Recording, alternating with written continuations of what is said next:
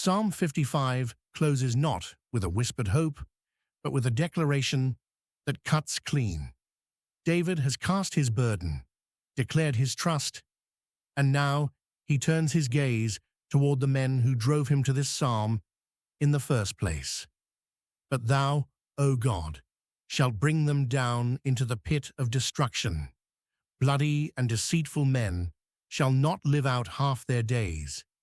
But I will trust in thee. Psalm 55, verse 23. The contrast is immediate and deliberate. Verse 22 belongs to the righteous man who casts his burden and stands firm, while verse 23 belongs to the man who does not. The two portraits sit side by side, and the difference between them is not talent, wealth, or political power. The difference is God.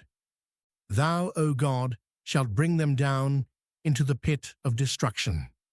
The word translated pit is a well or cistern, a deep hole from which there is no self-rescue.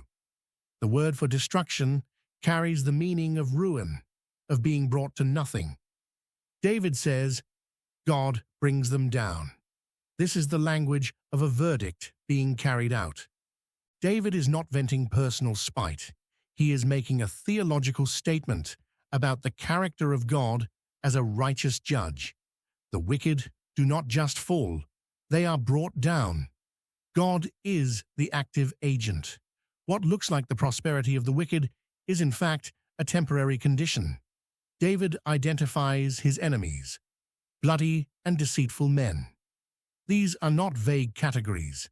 Bloody men shed innocent blood. While deceitful men argue for peace, they plan destruction. Shall not live out half their days. This phrase is significant. The wicked man cuts his own life short. His violence became the mechanism of his own ruin. Proverbs 10, verse 27 states, The fear of the Lord prolongeth days, but the years of the wicked shall be shortened. God does not always need to intervene. The wicked man's own path shortens the road beneath his feet.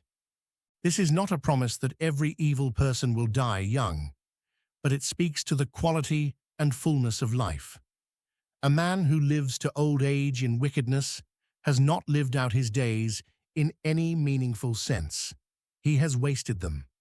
The contrast with the righteous man in verse 22, who is sustained and not moved, is sharp. This psalm ends not on the fate of the wicked, nor on the description of judgment. The last word belongs to faith. But I will trust in thee.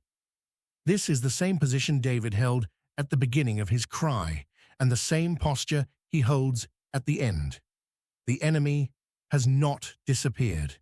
Betrayal is still real, and danger has not evaporated. But David plants his faith in the character of God. David has moved through fear, grief, rage, and longing. He prayed and cried out, and at the last, he stands in the same place every righteous person must stand, trusting in God, who judges the wicked and sustains those who place their faith in him.